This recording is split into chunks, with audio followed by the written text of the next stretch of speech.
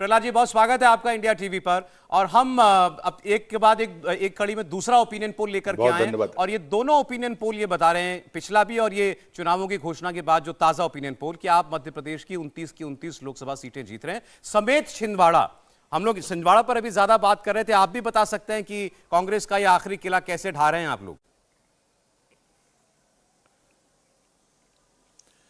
मुझे लगता है कि तीन बातें मैं हमेशा से कहता हूं कि मध्य प्रदेश संगठन का राज्य है। दूसरी बात है कि यहाँ पर पन्ना प्रमुख तक हमारा काम है। पिछले 10 वर्षों में जो काम भारत सरकार ने किया, ये यहाँ पर राज्य में भारतीय जनता पार्टी ने जो काम किया है, नीतियों के आधार पर जो गरीब कल्याण की योजनाएं हैं, वो जो इस प्रकार से पारदर्शी ढंग से लोगों तक पहुंची है, ये हमारी दूसरी सफलता है। और तीसरी बात जो सबसे बड़ी है, वो है देश के प्रधानमंत्री का यश। वो देश में नहीं, देश के बाहर दुनिया में भी है। तो जो बातें उनने कही हैं, वो तीन बातें ही मैं कहता हूं, जो इसका असर सीधे जनता के बीच में है। योजनाएं तो हम 77 में 90 में वो भी देखते थे, लेकिन इस योजना में बिचौलिया खत्म करने का श्रेय किसी को जाएगा तो वो देश के प्रधानमंत्री को जाएगा। दूसरी बात है कि एक प्रकार से अधिकारी, नेता या चौथा स्तंभ, हर आम आदमी उनके पास अपनी समस्या लेकर जाता था, बिना मांगे जरूरतमंद को मिल जाए। ये दूसरा काम जो किया है, ये गरीब कल्याण के कारण ये बड़ी पैठ है, इसलिए मोदी का परिवार बड़ा व्यापक हुआ है। तीसरी बात है कि जब हम लक्षित तौर पर काम करते हैं, तो मैं सद्य अटल बिहारी वाजपेयी जी की मंत्रिपरिषद में भी रहा हूं, तब योजनाओं को 10 साल के भीतर सीमित करने की कोशिश की थी। लेकिन ये मोदी जी का एरा है जिसमें समय तय होता है, तो काम या तो समय पर होता है या समय के पहले होता है। अगर लेट होता है तो उसकी जवाबदेही तय होती है। और इसलिए आज अगर हम 2 दिन पहले जब पेट्रोल के दामों में कमी देखते हैं, मैं राजनीति के उन परिवर्तनों का देखने वाला हूं 77 से लेकर 2014 तक, तो जो परिवर्तन मैं देख पा रहा हूं, उस कारण से मैं कह सकता हूं संगठन की सामर्थ्य और नरेंद्र मोदी जी की जो गरीब कल्याण की योजनाएं हैं, जो वास्तव में धरातल तक पहुंची हैं बिना किसी बिचौलिए के, ये ताकत है। जो छिंदवाड़ा हम जीत चुके हैं एक बार, कोई हमारे लिए नई बात नहीं है। नई बात नहीं है, मुश्किल किला आपको नहीं लग रहा है प्रहलाद जी, लेकिन खुद के लिए कुछ सूना सूना लग रहा है, क्योंकि आप 5 बार लोकसभा का चुनाव जो है वो लड़े हैं। तो इस बार राहुल लोधी वहां से मैदान में उतर रहे हैं। क्या लगता है आपको, कितने आश्वस्त हैं, वहां जनता का प्यार उन्हें कितना मिलेगा? राहुल लोधी मुझसे ज्यादा वोटों से जीतेंगे, ये मैं लिख के दे सकता हूं। और छिंदवाड़ा का मैं उम्मीदवार रहा हूं। छिंदवाड़ा का चुनाव में एक बार कमलनाथ जी के खिलाफ लड़ा हूं, और इसलिए मैं जब कोई बात करता हूं तो सिर्फ काल्पनिक बात नहीं करता है। भारतीय जनता पार्टी ने तय किया कि हम लक्षित रूप से 29 सीटें जीतने वाले हैं, और आपका ओपिनियन पोल सच साबित होगा, ये मैं भरोसे के साथ कह सकता हूं। लेकिन क्लोज फाइट दिखा रहा है हमारा ओपिनियन पोल इस बार। ऐसा नहीं है कि छिंदवाड़ा एकदम आपकी झोली में गिरता हुआ नजर आ रहा है, लेकिन क्लोज फाइट है। तो आपको लगता है कि वहां पर काडर 7 विधायक जो हैं अभी भी कमलनाथ के पास हैं, या सिर्फ मोदी जी का नाम काफी है? नहीं, मुझे लगता है कि देखिए, जीत का अंतर पहले भी उनका बहुत नहीं रहा है। मैं जब उनके खिलाफ लड़ा था तब भी मैं 54,000 से ही हारा था, वो सबसे कम लीड थी। ऐसा नहीं है कि कोई बहुत बड़ी लीड से वो जीतते रहे। ये बातें भी, अगर ये बात हम पर लागू होती है तो ये उन पर भी लागू होती है। और इसलिए लीड का इतना फासला नहीं है कि जिसे हम पार नहीं कर सकते। मैंने जो बातें आपसे कही है, हम इस अंतर को पाटेंगे और अच्छी जीत हासिल करेंगे। जीतने के लिए अब कोई पैमाना नहीं है कि 5 लाख से जीतना ही जीतना होता है, हम 1 लाख से भी जीत सकते हैं। जी, मंत्री मध्य प्रदेश सरकार लिखा है। मैं जब विधानसभा चुनाव थे तो मुझे लग रहा था कि मुख्यमंत्री मध्य प्रदेश सरकार लिखा जाएगा। कुछ खास वजह रही? विजय त्रिवेदी जी, सीनियर जर्नलिस्ट, उनका सवाल था ये। नहीं, मुझे लगता है कि ये, हाँ, मैं उनको आवाज भी पहचानता हूं और देख भी पा रहा हूं। मुझे लगता है कि ये आपका परसेप्शन होगा। भारतीय जनता पार्टी का जब फैसला होता है, तो हम तमाम लोग जब दिल्ली से यहां पर चुनाव लड़ने के लिए आए थे तो सशर्त नहीं आए थे।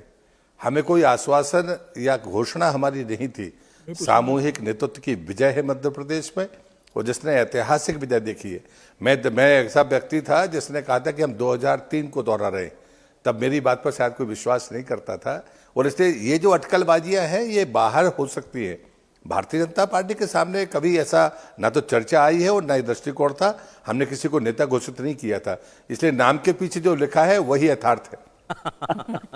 समीर चौगांवकर साहब एक सवाल पूछेंगे और हमें जरा स्क्रीन पर वो नजदीकी जो सीटें हैं क्लोज फाइट वाली वो दे दें ताकि हम प्रहलाद जी से उन पर भी चर्चा कर पाए। समीर चौगांवकर जी। प्रहलाद जी, मैं समीर बोल रहा हूँ।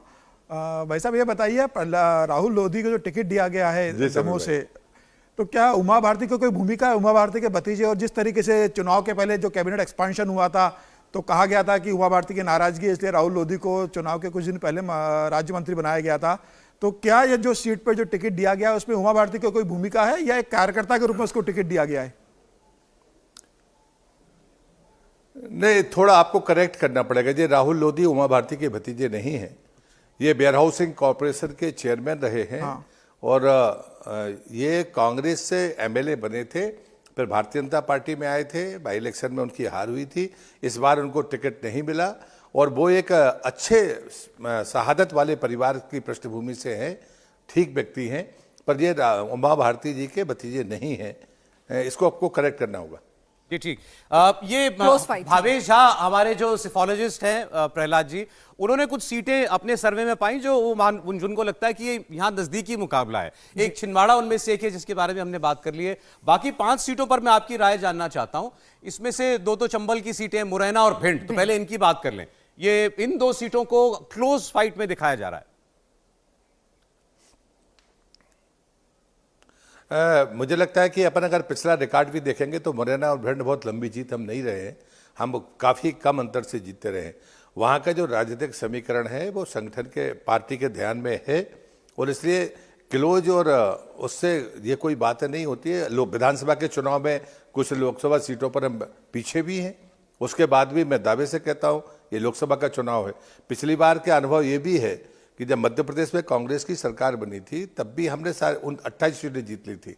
तो मुझे लगता है कि लोकसभा के चुनाव में और विधानसभा के चुनाव में दोनों जगह पर एक बातें ध्यान में नहीं होती हैं, लेकिन आपका सर्वे कह रहा है तो फिर भी मैं आकलन करता हूं, मैं भी परिणामों को देखता हूं। तो मुरैना और भिंड में हम कभी लंबी लीड से जीते हैं, एक आध बार को छोड़ दे तो हम लीड हमारी कम रही है, लेकिन जीतना तय है, ये बात आप मानकर चलिए। चलिए, तो मुरैना में नरेंद्र तोमर की जगह शिवमंगल तोमर को टिकट दिया गया है और भिंड से पुरानी ही संध्या राय को जो बनाया गया है, लेकिन जातिगत समीकरण और तमाम फैक्टर्स जो है बड़ा रोल प्ले करेंगे। लेकिन अब मंडला, छिंदवाड़ा, रतलाम और खरगोन में भी यहाँ कांटे की टक्कर दिख रही है। छिंदवाड़ा की बात तो हमने कर ली है, मंडला, रतलाम, खरगोन, इन पर आप क्या कहेंगे? नहीं, मंडला मेरी ही सीट है। मेरा जो गोटेगांव की असेंबली है वो मंडला लोकसभा का हिस्सा है। फग्गन सिंह जी हमारे राष्ट्रीय नेता हैं और जनजातीय क्षेत्रों में उनकी बड़ी साख है, लेकिन जो राजनीतिक पृष्ठभूमि रहती है, लेकिन विधायक का चुनाव तो नहीं निकाल पाए हो। आप पिछला मंडला के परिणाम नहीं, वो अलग बात है, लेकिन वो सीट हम पिछली बार भी हारे थे। फग्गन सिंह जी जब पिछला 19 का चुनाव जीते थे तब भी हम निवास हारे थे, ये बात हमें भूलनी नहीं चाहिए। उन्हें पार्टी ने जो आदेश किया, एक कार्यकर्ता के नाते उन्हें स्वीकार किया। हम पिछली बार भी मंडला, केवलारी, गोटेगांव ऐसी ही सीटें जीते थे। उसके पहले हम लखनऊ भी एक बार जीत गए थे, लेकिन ये 3 सीटें हैं जिसकी लोकसभा का चुनाव में अगर हम परिणाम देखेंगे तो ये कोई आश्चर्यजनक बात नहीं है जो सर्वे में आपके आया है। लेकिन उसके बाद भी मैं दावे से कहता हूँ ये मैं अपनी भी सीट मानता हूँ क्योंकि मेरे जन्मस्थान की सीट उसमें है और इसलिए मंडला की सीट हम हर हाल में जीतेंगे, ये मैं कह सकता हूं व्यक्तिगत तौर पर। रतलाम और खरगोन भी नजदीकी मामला दिख रहा है प्रहलाद जी। नहीं, मध्य भारत में हमारा काम बहुत अच्छा है। खरगोन और रतलाम की सीटें इतनी कमजोर हम नहीं मानते हैं, लेकिन इसलिए मुझे नहीं लगता, क्योंकि आदिवासी क्षेत्रों में जो विधानसभा की परिस्थितियां थी वो भिन्न थी। लोकसभा के मामले में हम बिल्कुल दुविधा में नहीं हैं। खरगोन से भी मैं परिचित हूँ, नर्मदा के किनारे के दोनों क्षेत्र हैं। मैं नर्मदा का परिक्रमावासी हूँ, प्रवासी कार्यकर्ता हूँ। उस संपर्क के आधार पर मैं कह सकता हूँ कि मुझे कोई शंका नहीं है। हाँ, क्लोज फाइट आपको आंकड़ों के आधार पर या सर्वेक्षण के आधार पर लगती होगी, लेकिन आप विश्वास करिए जो सर्वे आपका 29/29 है वो होगा। आखिर में कुलस्ते साहब पर जानना चाहता हूँ प्रहलाद जी से कि उनकी राजनीतिक स्लेट बहुत साफ नहीं रही है, फिर भी आपने टिकट दिलवाया है। आपको तो याद होगा उसकी चर्चा। नहीं, हम टिकट दिलवाने वाले नहीं होते। हम दोनों हम बराबर के कार्यकर्ता हैं। पहले तो मैं आपसे आग्रह करता हूं, फग्गन सिंह जी बड़े नेता हैं, उनको टिकट दिलवाने जैसी बातें मेरे बारे में कही जाए मैं नहीं मानता। हाँ, गोटेगांव विधानसभा उस लोकसभा का हिस्सा है और इसलिए मेरी भूमिका है और मेरी जिम्मेदारी भी है, और इसलिए हम लोग अभी परसों ही साथ में थे गोटेगांव में, और मैंने उनसे कहा कि आपको दोबारा गोटेगांव आने की ज़रूरत नहीं है।